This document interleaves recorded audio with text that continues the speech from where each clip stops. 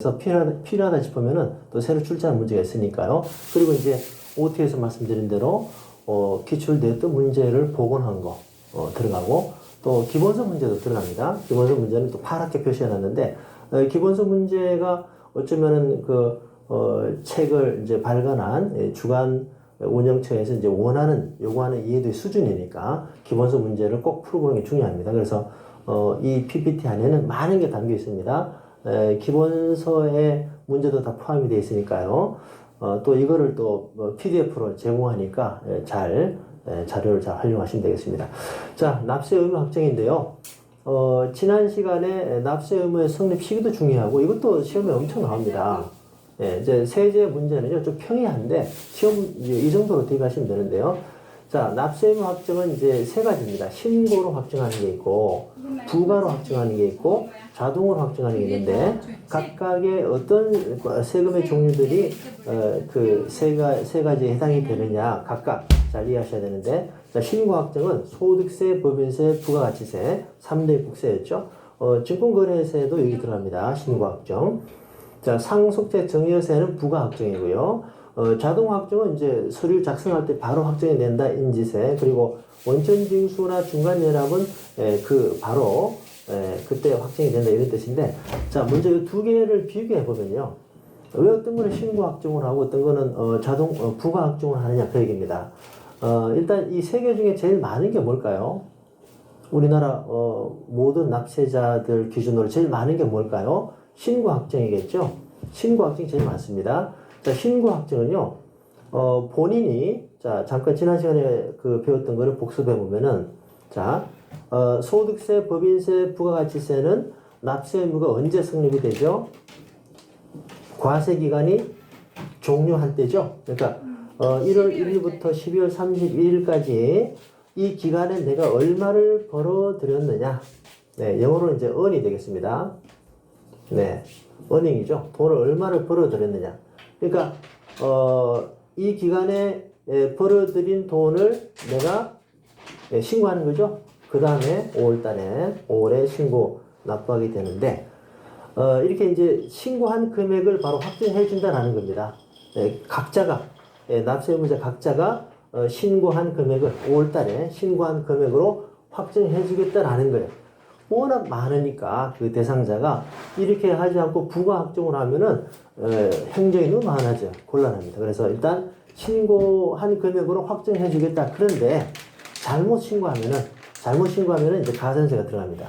아시겠죠? 그러니까 성실하게 신고해라라는 의미에서 잘못 신고하면은 뭐 과소 신고, 가산세, 허위 신고, 부당행위에 대한 가산세 10%에서 40%까지 가산세가 부과됩니다.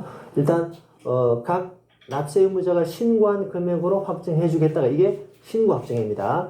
자, 그리고 부가 확정은요, 상속세, 증여세, 줄여서 상증세, 여기에 대해서 부가 확정을 하는데, 여기는 왜 부가 확정이냐면은, 자, 보세요. 신고 확정은 각 납세 의무자가 돈을 번 거죠. 열심히 일해서 이 기간 동안 열심히 일해서 번 돈입니다. 그런데 상속이나 증여는 뭐예요? 무상으로 받는 거죠. 무상으로 받는 것도 금액 단위도 훨씬 커요, 여기가.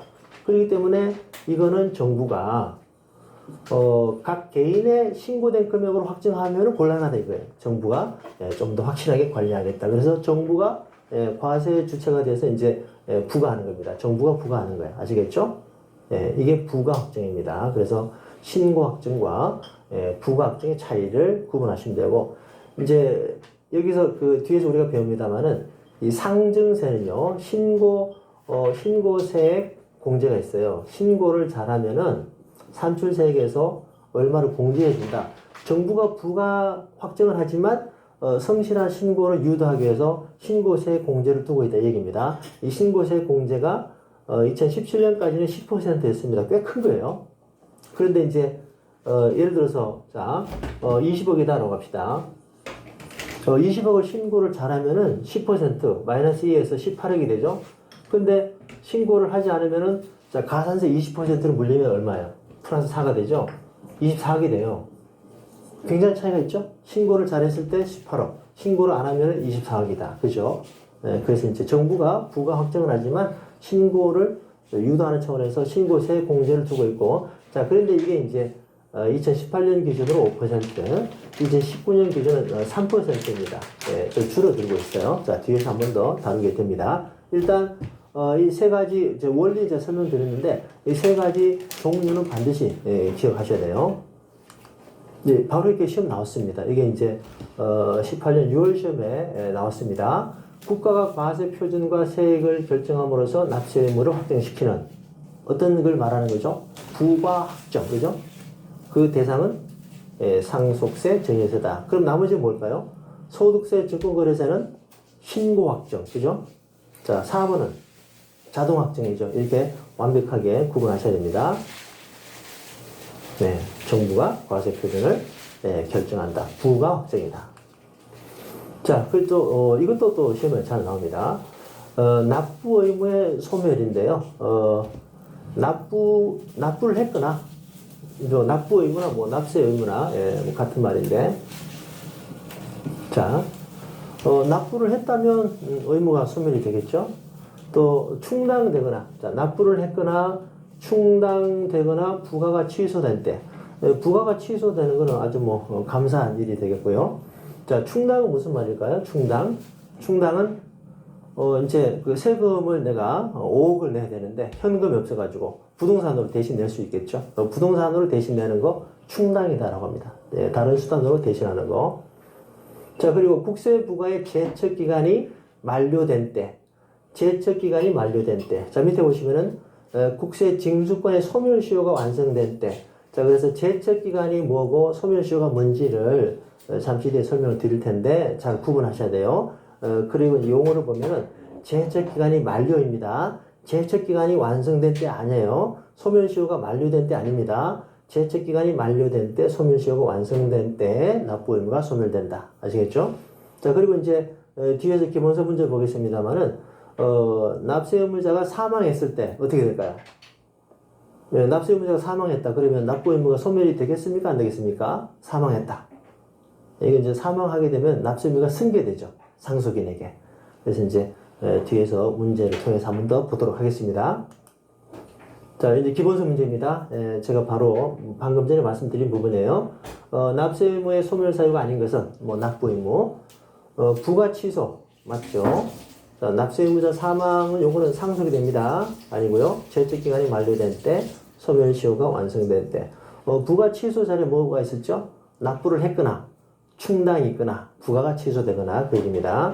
납세 의무자가 사망한 거는요 승계되는데, 자, 해설을 보시면은 합병법인의 경우는 예를 들어서 이제 A와 B가 예를 들어서 뭐 A로 합병이 됐다. 그럼 피인수된 거에 그 납세 의무가 승계되죠. 남아있는 법인에게. 네, 당연히 승계되는 겁니다. 합병법인에게 승계된다. 상속인이 승계하게 된다 얘기입니다. 네, 아까 말씀드린 대로 기본서 문제 또 중요하게 보셔야 돼요. 네, 기본서 문제가 이제 심지어는 그대로 나오는 경우도 있고 간혹 물론 많지는 않습니다만, 그런데 이제 기본서가 요구하는 정도가 이 정도다라는 걸 알 수 있는 매우 중요한 지표가 됩니다. 기본서가 요구하는 정도 시험 대비할 때 참고가 많이 되겠죠. 어쨌든 기본서 문제는 다 이번 인강 시간에 다 소개해 드리고 있습니다. 이 기본서 문제는 우리 문제집 교재는 없으니까요. PPT 자료를 잘 활용하셔야 됩니다. 자, 그리고 이제 국세 제척기간입니다. 제척기간. 이제 일반 조세와 상증세의 제척기간 쭉 나오는데, 이게 이제 외우는 방법이 좀 까다롭긴 하죠. 그런데 이제 차근히 이렇게 외우시면 되는데, 자, 제일 먼저 기타의 경우, 일반적인 경우 의미죠. 일반적인 경우에 일반 조세는 제척기간은 5년이다. 그리고 상증세는 항상 더 무겁다고 보시면 돼요. 아까 말씀드린 대로 소득세 내가 열심히 벌어서 거기에 대한 세금을 내는 거하고 무상으로 받아서 공짜로 받아서 세금 내는 거 당연히 어때요? 공짜로 받은 데에 세금을 더 많이 물리겠죠? 또 세금 그 관리도 더 타이트하게 되겠죠? 그런 의미입니다. 상증세 10년이에요. 자, 이게 기본입니다. 5년, 10년. 그리고 이제 위에 세 개를 구분하시면 되는데, 위에 세 개 중에 가장 일반적인 게 뭘까요? 요거 가운데 거겠죠. 법정 기한 내에 과세 표준 신고서를 제출하지 않은 경우에, 뭐 부주의를 했던, 뭐, 모르고 했던, 뭐, 일부러 그랬던 간에, 기한 내에 신고하지 않으면은, 제척기간이 7년이 됩니다. 네, 그래서, 이제 상증세는요, 다 15년이니까 굳이 외울 필요 없어요. 일반 조세에서 자, 신고하지 않았다 7년. 가장 이 중에서 제일 가벼운 거죠. 자, 그 다음에 부정행위가 있었다. 사기나, 자, 이러한 부정행위로 포탈했다. 10년입니다. 자, 이러한 부정행위가 국제거래가 수반이 되는 거예요. 국제거래 수반이 된다 이러면은 이거는 조직적이고 굉장히 악의적인 거예요. 그죠? 가장 심하게 좀 다뤄야 되겠죠. 그래서 15년입니다. 아시겠죠? 이 세 개는 상증세는 구분하지 않습니다. 무조건 최대 15년이니까 그렇게 이해하시면 되고. 자, 제일 밑에 거는 이제 상증세만 해당이 되는 건데, 부정행위로 상증세를 포탈한 경우로서 명의를 내 명의가 아니라 다른 사람 명의로 해놓은 거, 제3자의 명의로 은닉한 재산이 50억 원 초과하는 경우는 이 사실을 안 날로부터, 확인한 날로부터 1년입니다. 그래서 이건 어때요? 기한이 따로 없는 거죠. 나중에 20년 뒤에 알았다. 뭐 그래도 확인한 날로부터 1년간 부과할 수 있으니까요. 가장 긴 개념이 되겠죠. 자, 어쨌든 이게 이제 국세 제척 기간입니다. 제척 기간과 소멸시효는요. 뒤에서 또 봅니다만, 자, 제척 기간이 좀 더 큰 개념이에요. 제척 기간은 국세를 부과할 수 있는 기간입니다. 국세를 부과할 수 있는 기간이고, 소멸시효는요. 자, 소멸시효는 이 부과할 수 있는 기간 안에 행사 기간입니다. 그래서 소멸시효는 기본이 5년이고요. 네, 5억 이상은 이제 10년이 되는데, 그러니까 제척 기간이 소멸시효보다 더 큰 개념인 거죠. 아시겠죠? 이렇게 이해하시면 되고요. 자, 예제 보겠습니다. 일반 조세의 경우는 다음 중 국세 부과의 제척 기간이 가장 긴 것은, 그러니까 일반 조세는 기본이 5년이고, 그 다음에 어때요? 7년, 10년, 15년 있었죠? 그러니까 7년은 이제 신고하지 않은 거, 10년은 부정행위, 15년은 국제거래가 들어간 부정행위. 자, 그러면 제척 기간이 가장 긴 것은 국제거래가 수반된 부정행위가 되겠습니다. 네.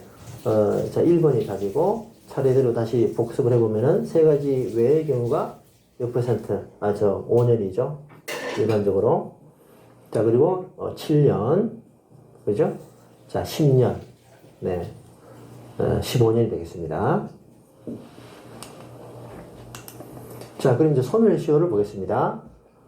국세 징수권의 소멸시효는, 네, 이제 5년이었는데 5억 이상이 되는 건 10년입니다.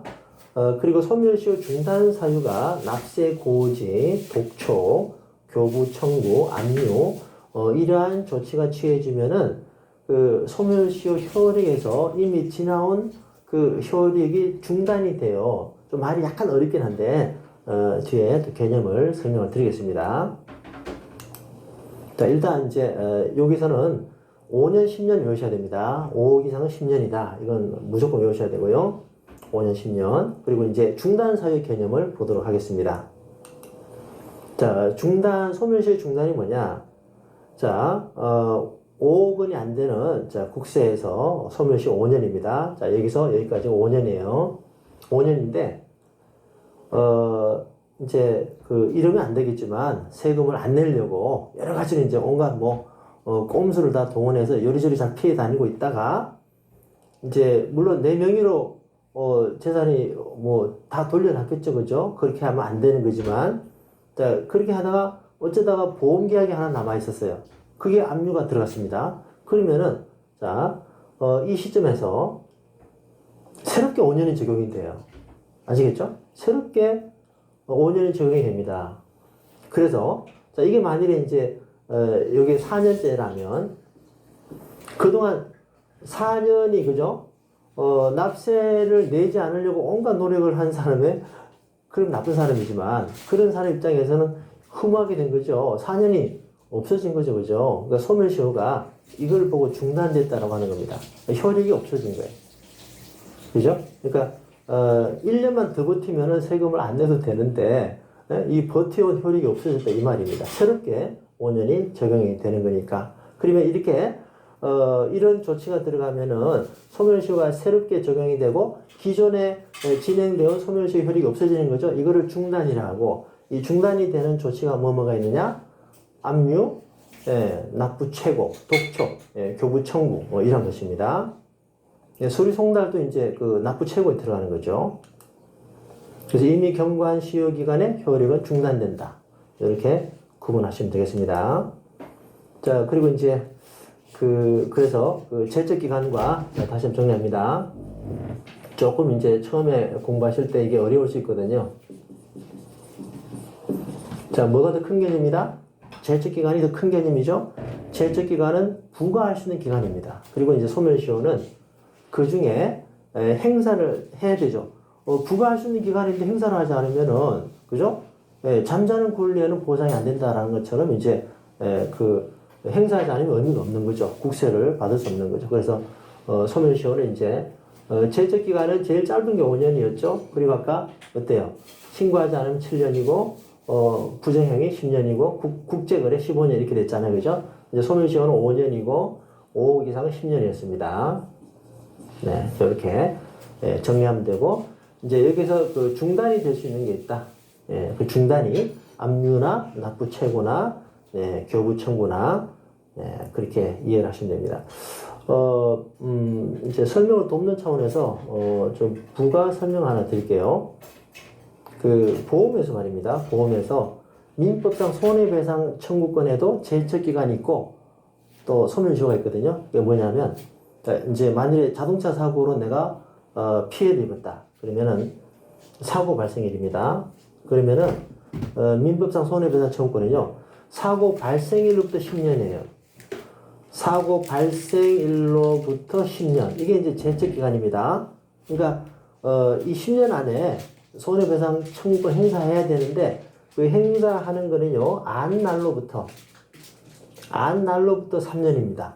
그러니까 안 날로부터 3년이니까 이렇게 되겠죠. 어쨌든 언제 알았든 간에 보통 뭐 사고 날 때 알게 되겠지만 몰랐다 하더라도 안 날로부터 3년 하면 되거든요. 이게 이제 소멸시효가 됩니다.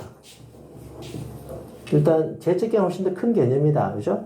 행사는 제척기간 안에서 이제 행사를 하는 거죠. 이렇게도 이해를 할 수가 있겠습니다. 자, 그리고 이제 주제가 바뀌어서 2차 납세 의무자인데요.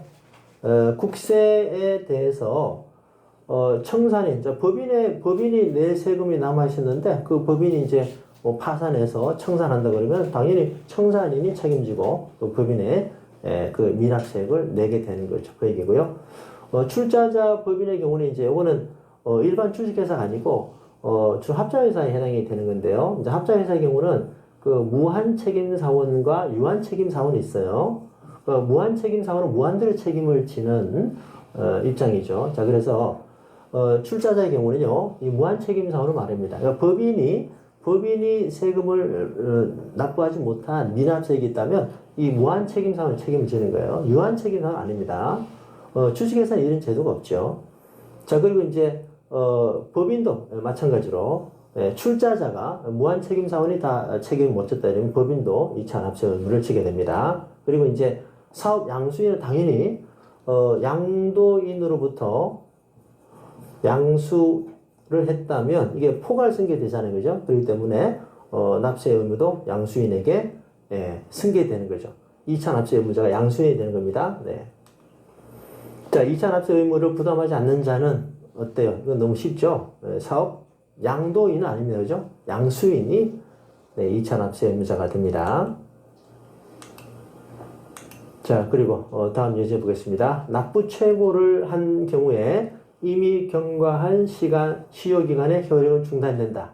그죠? 그러니까 여기 좀 말이 약간 바로 이해 안 되는 측면이 있어요. 이걸 다른 말로 새로운 소멸시효가 시작이 된다. 이렇게 같이 이해를 하시면 되겠습니다. 새로운 소멸시효가 시작이 된다. 아까 제가 그림으로 보여드렸던 그 부분입니다. 5억 원 이상의 국세채권의 징수권은 10년 내로 행사하지 않으면 소멸시효가 완성된다. 맞습니다. 5억 이상의 국세에 대해서는 10년이니까요. 국제거래가 수반된 부정행위는 어때요? 15년이죠? 그 15년이 소멸시효가 아니라 제적기간입니다. 그러니까 15년 내로 국세를 부과할 수 있다. 그 얘기죠. 법인의 재산으로 국세 등을 충당하고 부족한 금액은 납세 의무 성립일 현재 유한이 아니라 무한이죠. 무한 책임사원. 이제 무한과 유한, 요거는 이제 그 이 과목에 대한 투자에 가서 PF를 배울 때 좀 더 확실히 보게 됩니다. 1과목에서는 이제 집합 투자를 배울 때, 예, 그 투자 합자회사 배울 때 살짝 나와요. 자, 일단 여기는 무한 책임 사원이 되겠습니다. 자, 이제 주제가 바뀝니다. 수정신고, 경정